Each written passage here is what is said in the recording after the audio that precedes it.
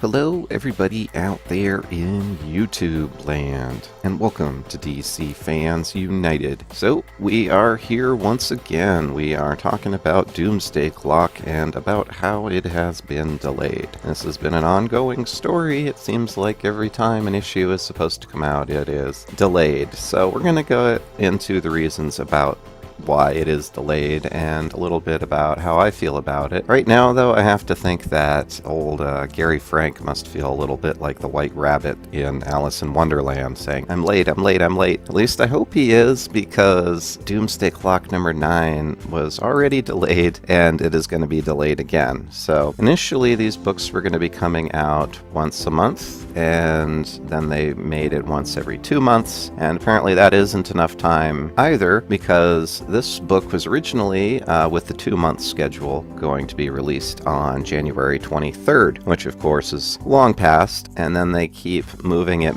back. So then it was moved to February 6th, which has, of course, gone by now. And so we're looking at putting it back another week. So hopefully it'll be out on February 13th. But as this Trash Bleeding Cool article said, at this rate, it could keep slipping a week every week and never be published. Tick-tock, DC. And I do agree with that. On a side note, this Bleeding Cool webpage about crashed my computer. I have a little app that shows like my RAM usage, and I can clear the RAM and stuff, and I'm glad I can close this webpage down now, because this is using up about half of my RAM. But anyway, it's just a side note. Normally I don't use Bleeding Cool, but I couldn't find the story too many places. Any case though, just as a side note, when I went to look up this story about Doomsday Clock number 9 being delayed, I came across a story from almost exactly a year ago, just over a year ago, from January 24th, 2018. And this was when Geoff Johns and Gary Frank explained Doomsday Clock being delayed back then. So this was around when, issue 3 or 4 came out around then, and again it was delayed. I think that's when they went to the bi-monthly schedule. Now the reasoning for all this, I assume, is to give Gary Frank the time he needs to draw the book. And normally I'm a big proponent of giving artists the time they need to do the work, and in fact I think a lot of what we see in the art not being high enough quality in books is because the artists are under such deadlines. They only have a couple weeks to draw this stuff. So when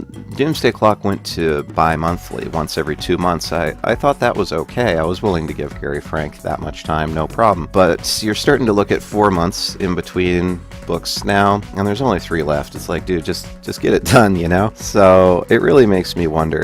And it's so strange looking at stuff from 2017, and it's 2019, and the series still isn't out yet. So it's just killing me in some ways. I really hyped this book a lot. I reviewed, I believe, the first 5 issues. I have the first 5. Actually, yeah, I reviewed the first 5, so you can look at my older reviews if you'd like, and I did other reviews just promoting Doomsday Clock and whatnot, too. So, it's interesting to see. I kind of think, though, and here's the thing, and the argument a lot of people are making is, it's worth the wait because Gary Frank's art is so good. And I'm inclined to agree for the most part. Essentially, I agree. I just wish that he had maybe drawn 3 or 4 issues before they launched the series. Clearly, he didn't. He may have had issue 1 done, but they ran into delays almost immediately. So if he had had 3 or 4 done ahead of time, we wouldn't be having this issue right now. So I do think it's worth giving him, I guess, 3 years to make 12 issues, but maybe they could have started it a little sooner, had 3 or 4 ready before they launched it. And too, like the first issue, I think, had 3 variant. Well, it had the main cover and then 2 variants. So those are all drawn by Gary Frank. He did various other variant covers too. So there's all these things he was doing that were slowing the process. However, with his art being such high quality, you could argue that it's worth the wait. And I guess it probably is, but I do wish they could keep to the schedule or had at least planned a little better ahead of time. So one thing too, I'm thinking with Doomsday Clock, DC isn't really having any qualms with it taking a while for two reasons. One, which we'll get into first, is that, Watchmen still sells. It's one of the best-selling comic books to this day. Every year, it's one of the best-selling graphic novels. DC knows this. They also know that Watchmen came out over 30 years ago. So if Doomsday Clock is the same way, if 30 years from now people are buying the trade of Doomsday Clock, people then aren't going to be talking about how many months it took between issues, right? I know when I read Watchmen, it was in the early 2000s, right? I have no idea how long the individual issues took to come out. So I'm thinking, in the long run, no one's going to be talking about how long it took for Doomsday Clock to come out. It's only really an issue for those of us living in the present and waiting between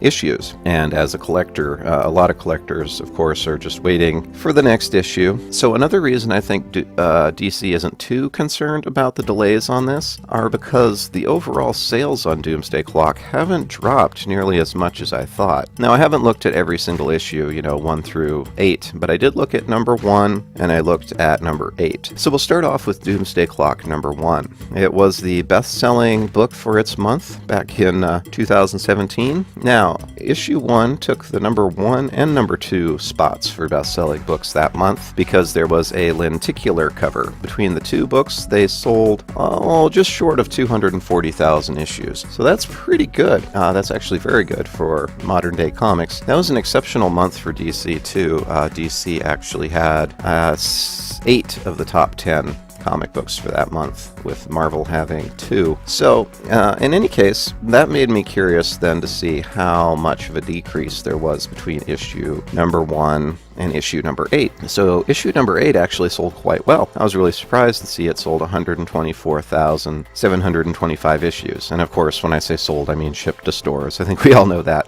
In any case, 124,000, that's better than 119,000. So did number 7 outsell number 1? Well, not exactly, because of the lenticular cover. So it really sold about 100,000 more copies than number 7 sold. However, number 7 was still the number 8 was still third best-selling comic book of that month. And in fact, DC had the top 5 best-selling comics of that month. So Marvel really needs to up their game. My point being, DC isn't seeing as steep of a decline as you might think for this series. Being at the 8th issue, it's still selling over 100,000 copies, despite being massively delayed. So between them knowing on the trades, they're going to be selling the trade for the next 40 years, and they're still moving over 100,000 on their single issues. They really have no reason to not get these issues out faster and just might as well let Gary Frank take his time. So I understand why it's happening, and I do, however, just wish it would pick up the pace a little bit. There's only 3 issues left. It's like, come on, Gary, just get them out there. And I have to assume that Geoff Johns finished writing the script for this probably over a year ago, maybe longer. So it's really interesting to see. Oh, and one other thing that was interesting. So obviously issue 9 isn't out yet. That's what this video is about. But we can look at the pre-orders for issue number 9. So the interesting thing about it is, overall, the pre-orders seem to be a little lower. It's actually the 13th highest most pre-ordered book, so that puts it down a little ways, although this list does include trades.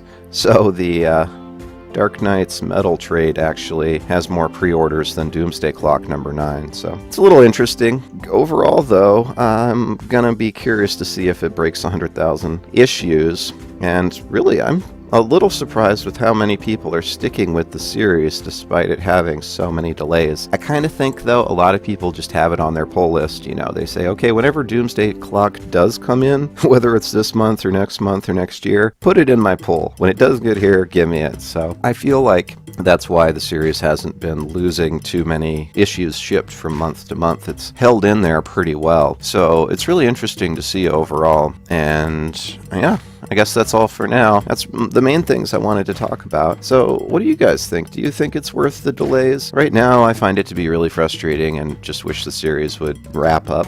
But at the same time, I understand the long view that DC is taking. And again, I usually prefer quality over speed, so it might be worth it. And I do really like Gary Frank's art. He's definitely one of my top 20 favorite artists, maybe top 10. Definitely top 10 when it comes to drawing Superman. I really like his, when he was drawing on New Krypton and all of the other times he's drawn Superman in the past. So overall, too, I think the story itself, I've read the first 6 issues. I kind of fell off after that. I've been getting fatigued waiting for issue after issue. Once the trade comes out, I'm going to read it all. But my point is, I think that the story must be holding up pretty well for people to continue reading all the way through, number 9 and number 8 shipping over 100,000 copies. That's pretty good. Batman is falling off too, though, so those sales are probably going to go somewhere else. I don't know. It is a little discouraging to see Batman in 4th and 5th place. It hasn't shipped 100,000 in a couple months, so I'm curious if they're going to reboot Batman or Detective Comics if that keeps up. I don't know. But what do you guys think? Do you feel like Doomsday Clock is worth the wait? Have you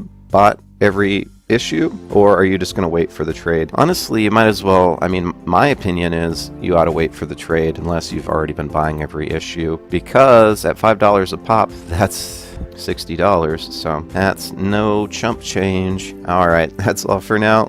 Let me know down below what you think. Are you gonna wait, or are you gonna buy number 9 when it comes out? That's all for now. Thanks for watching. You can check me out on Patreon for exclusive content. Be sure to hit the bell for notifications. I upload videos pretty much every day, so you may as well check my channel or use the notifications. And as always, thank you for watching and being a part of DC Fans United. End of line.